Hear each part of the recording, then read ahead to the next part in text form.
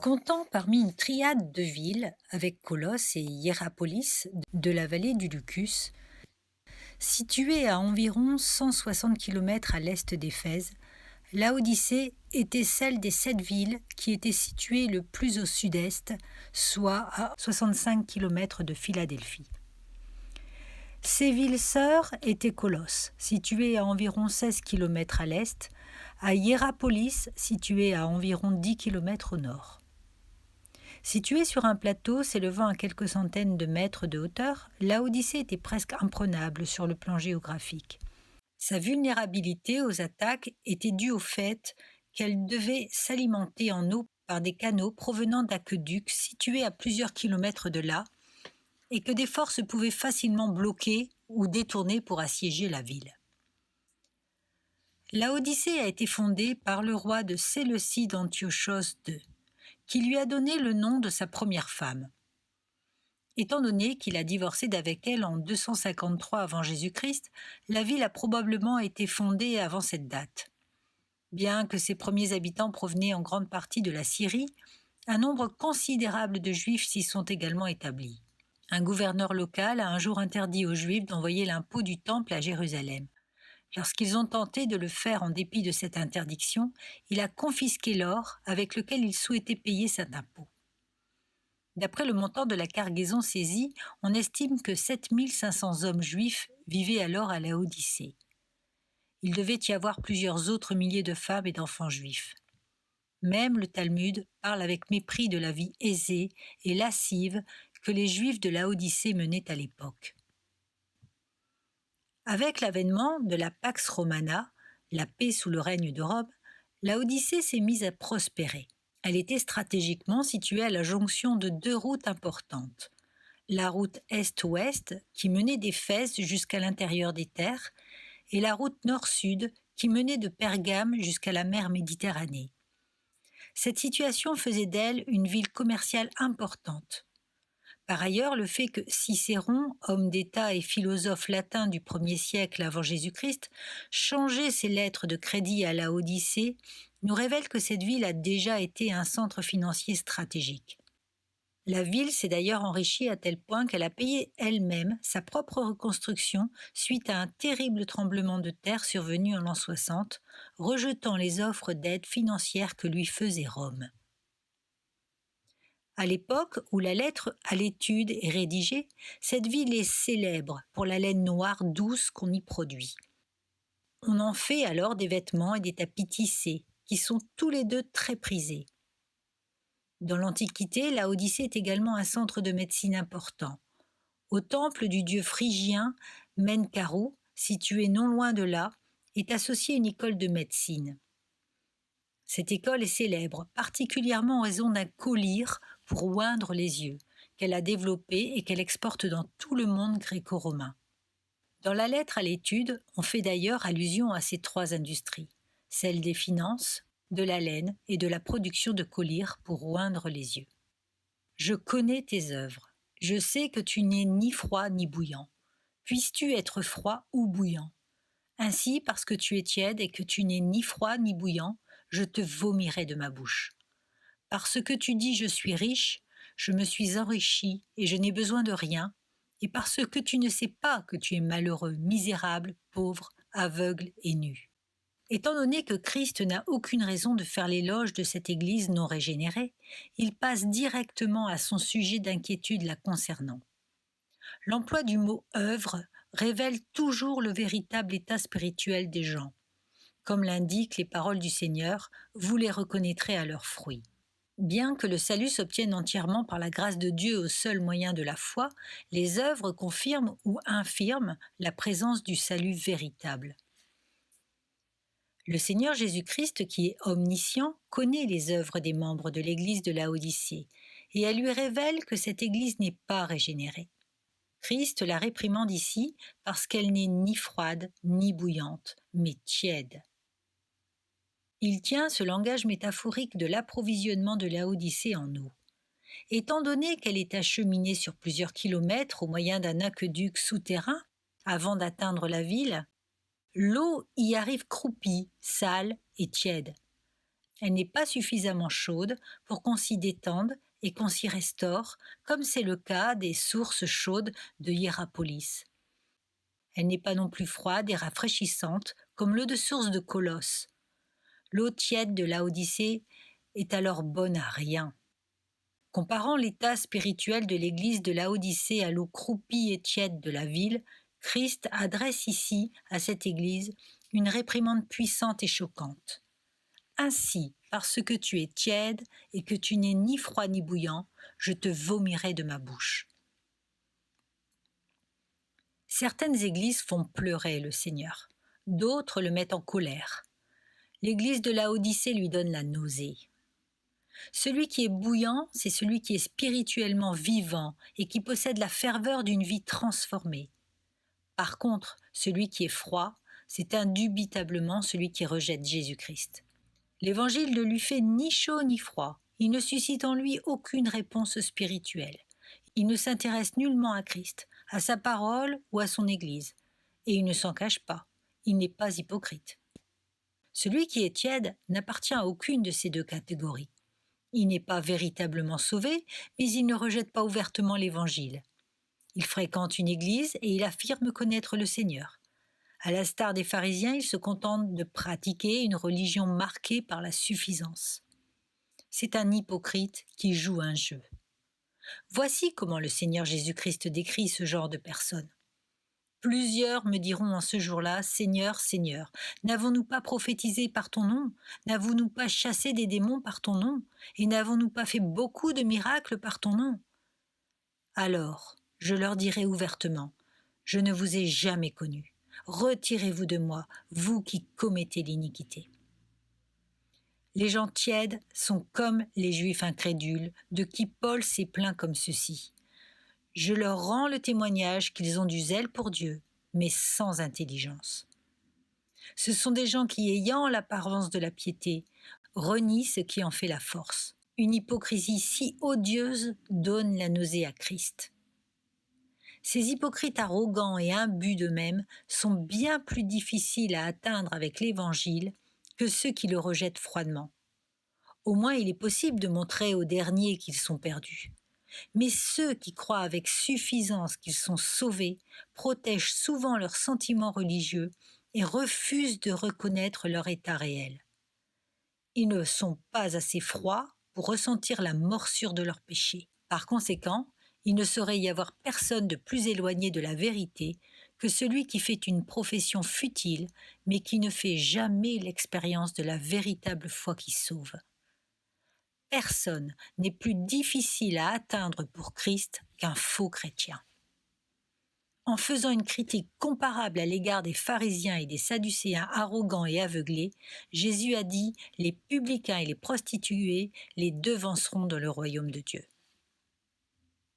Malheureusement, de telles églises tièdes sont monnaie courante de nos jours, ce qui rend la lettre à l'église de Laodicée particulièrement pertinente.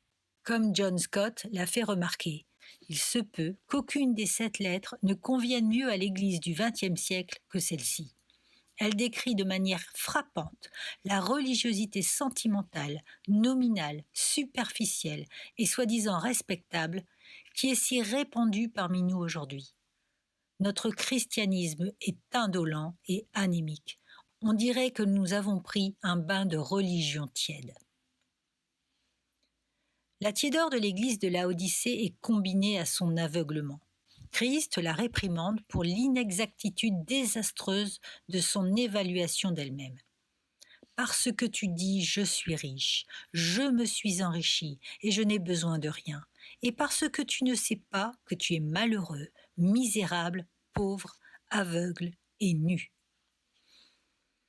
Ces œuvres rendent mensongères ces paroles vides, comme l'indique la déclaration de Jésus « Ceux qui me disent Seigneur, Seigneur n'entreront pas tous dans le royaume des cieux, mais seulement celui qui fait la volonté de mon Père qui est dans les cieux. » Comme le jeune homme riche, l'église de Laodicée se leurre quant à son véritable état spirituel.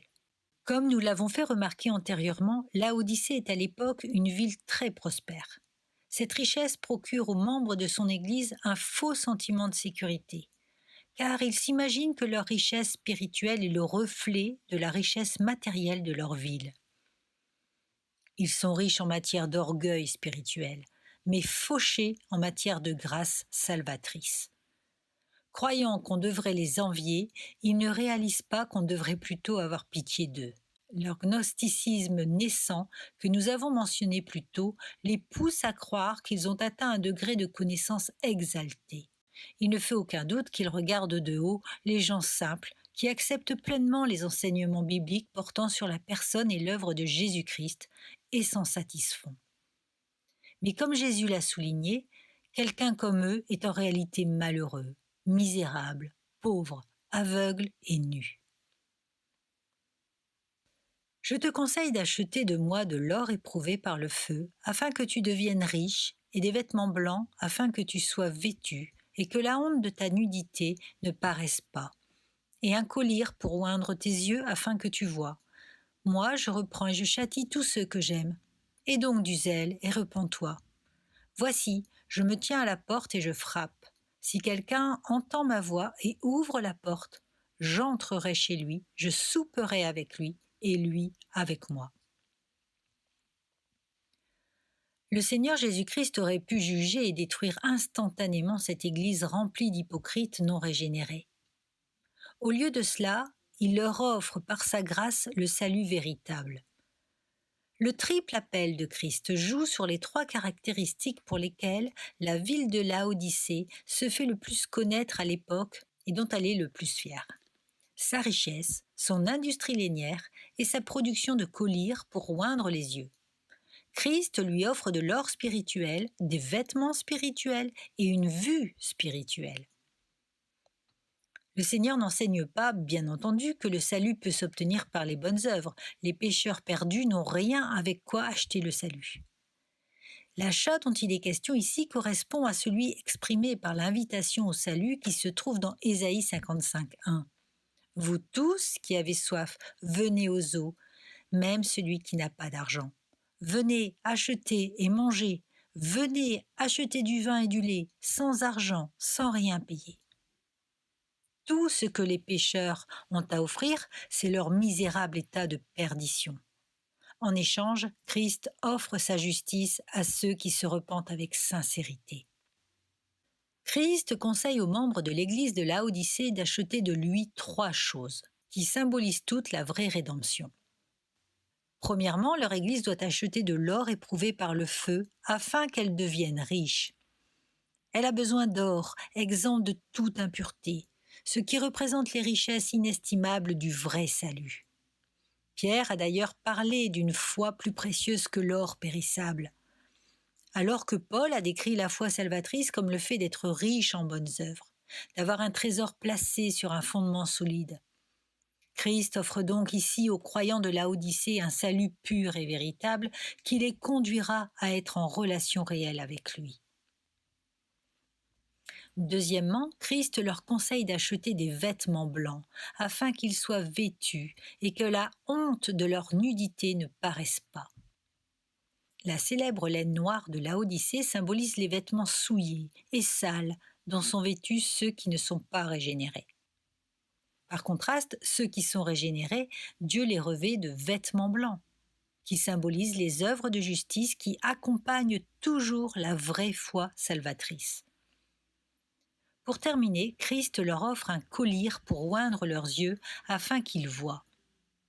Bien qu'ils s'enorgueillissent de leur soi-disant connaissance spirituelle supérieure, les membres de l'Église de Laodicée sont en fait spirituellement aveugles.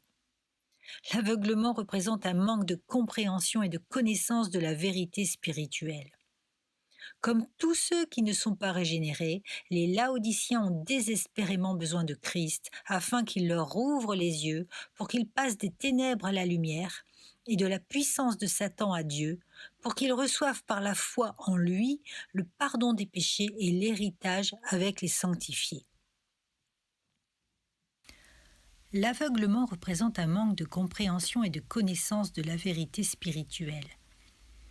Comme tous ceux qui ne sont pas régénérés, les Laodiciens ont désespérément besoin de Christ, afin qu'il leur ouvre les yeux, pour qu'ils passent des ténèbres à la lumière et de la puissance de Satan à Dieu, pour qu'ils reçoivent par la foi en lui le pardon des péchés et l'héritage avec les sanctifiés. Certains soutiennent que le langage qu'emploie Christ dans l'appel direct qu'il lance aux Laodicéens dans le verset 19 « Je reprends et je châtie tous ceux que j'aime » indique que ce sont des croyants. Cependant, les versets 18 et 20 semblent mieux indiquer qu'ils ne sont pas régénérés, qu'ils ont désespérément besoin de l'or des vraies richesses spirituelles, des vêtements de la vraie justice et du collyre qui procure la vraie compréhension spirituelle. Christ aime ses élus d'un amour unique et spécial. Toutefois, des passages comme Marc 10, 21 et Jean 3, 16 révèlent qu'il aime également ceux qui ne sont pas rachetés. Étant donné que les Laodicéens s'identifient extérieurement à l'Église de Christ et à son royaume, il se soucie également d'eux. Le verbe « reprend » signifie exposer et reconnaître coupable. Il s'agit d'un terme général qui sert à désigner les interventions de Dieu dans la vie des pécheurs. Le verbe « châtie » fait allusion à une punition que Dieu inflige aux non-croyants qu'il juge coupables. Ainsi, la terminologie du verset 19 n'indique pas nécessairement que Christ fait ici allusion aux croyants. Le Seigneur appelle avec compassion et tendresse ceux de cette Église non régénérée à venir à la foi qui sauve, sans quoi il les jugera et les reconnaîtra coupables. Mais pour que les membres de cette Église soient sauvés, ils devront faire deux choses. Aie donc du zèle et repens-toi. Cela équivaut à l'attitude qui consiste à s'attrister d'un péché ainsi qu'à avoir faim et soif de la justice dont Jésus a parlé. Bien que la repentance ne soit pas une œuvre méritoire, l'appel au salut contenu dans le Nouveau Testament l'englobe toujours. En se repentant, le pécheur se détourne de son péché pour servir Dieu. Voici ce que dit Martyn Lloyd-Jones. La repentance signifie qu'on prend conscience d'être un pécheur coupable et ignoble en présence de Dieu, qu'on mérite la colère et le châtiment de Dieu, que l'on est voué à l'enfer. Cela signifie qu'on commence à réaliser que ce qu'on appelle péché se trouve en soi-même, qu'on aspire à en être libéré et qu'on se détourne de ce péché sous toutes ses formes. On renonce au monde, quoi qu'il en coûte, le monde selon son mode de pensée, sa perception des choses et ses pratiques, et on fait abstraction de soi pour prendre sa croix et suivre Christ. Le message adressé aux membres de cette Église perdue, comme il l'est à tous les êtres perdus, consiste à rechercher avec zèle la repentance afin qu'ils aient la vie. Le Seigneur Jésus-Christ fait suivre l'appel à la repentance du verset 19 d'une invitation empreinte de tendresse et de grâce au verset 20. L'Église apostate de Laodicée ne peut s'attendre à l'époque qu'à ce que Christ vienne à elle en vue de la juger. Mais la réalité frappante présentée par le mot d'arrêt « voici », c'est que Christ se tient à la porte de l'Église de Laodicée et il frappe. Si quelqu'un entend ma voix et ouvre la porte, nous dit Christ, j'entrerai chez lui, je souperai avec lui et lui avec moi. Bien que ce verset soit employé dans d'innombrables tracts et messages évangéliques pour dépeindre Christ en train de frapper à la porte du cœur du pécheur, sa signification est plus large que celle-là. La porte à laquelle Christ frappe n'est pas la même que celle d'un seul cœur humain, mais celle de l'Église de Laodicée. Christ se tient à l'extérieur de cette Église apostate et souhaite y entrer, ce qui ne peut se produire que si les gens qui s'y trouvent se repentent. L'invitation en est une, d'abord et avant tout, personnelle, étant donné que le salut est quelque chose d'individuel. Mais le fait est que Christ frappe à la porte de l'Église, appelant beaucoup de gens à la foi qui sauvent, afin qu'ils puissent entrer dans cette Église. Si une personne, quelqu'un, ouvre la porte par le moyen de la repentance et de la foi, Christ entrera dans cette Église par l'intermédiaire de cette personne. L'image de Christ qui se tient hors de l'Église de Laodicée et cherchant à y entrer implique fortement que, contrairement à celle de Sardes, il ne s'y trouve pas le moindre croyant. L'offre de Christ, je souperai avec l'Église qui se repent, parle de fraternité, de communion et d'intimité. Dans l'Antiquité, le partage d'un repas symbolisait le rassemblement de gens dans une communion bienveillante. Les croyants souperont avec Christ lors des noces de l'agneau, ainsi que lors du règne millénaire. Le verbe souperer provient de depneo, qui désigne le repas du soir, le dernier repas de la journée, où le grec est rendu par souper, le dernier repas de la journée. Le Seigneur Jésus-Christ les exhorte à se repentir et à communier avec lui avant que la nuit du jugement ne tombe et qu'il ne soit trop tard pour toujours. Celui qui vaincra, je le ferai asseoir avec moi sur mon trône, comme moi j'ai vaincu et me suis assis avec mon Père sur son trône. Que celui qui a des oreilles entende ce que l'Esprit dit aux églises. La merveilleuse promesse que Christ fait à celui qui vaincra est celle-ci. Je le ferai asseoir avec moi sur mon trône, comme moi j'ai vaincu et me suis assis avec mon Père sur son trône. Le fait de jouir de la communion avec Christ dans le royaume et durant toute l'éternité est une bénédiction qui surpasse toute intelligence. Mais Christ offre plus encore, car il promet aux croyants qu'ils s'assoiront sur le trône qu'ils partagent avec le Père. Cela symbolise la vérité selon laquelle nous régnerons avec lui. Le droit de s'asseoir avec Christ sur son trône céleste n'est qu'une des nombreuses promesses faites aux vainqueurs dans les lettres adressées aux 7 églises. Christ promet également aux vainqueurs de leur accorder le privilège de manger de l'arbre de vie, la couronne de vie, la protection contre la seconde mort, la manne cachée, un caillou blanc sur lequel sera écrit un nom nouveau, l'autorité sur les nations, l'étoile du matin, des vêtements blancs qui symbolisent la pureté et la sainteté, l'honneur de voir Christ confesser leur nom devant Dieu le Père et les saints anges dans les cieux, d'être des colonnes dans le temple de Dieu et de voir Christ écrire sur eux le nom de Dieu, de la Nouvelle Jérusalem et de Christ. Comme c'est le cas des 6 autres lettres, celle adressée à l'église de Laodicée se termine par une exhortation de la part de Christ. Que celui qui a des oreilles entende ce que l'Esprit dit aux églises. Le message qu'il communique ici à cette église apostate est clair. Repens-toi et ouvre la porte à Christ avant que ne tombe la nuit du jugement. Ce que cela implique dans le cas des véritables croyants, c'est qu'à l'instar de Christ, nous devons appeler avec compassion ceux de l'Église apostate à se repentir et à recevoir le salut en Jésus-Christ.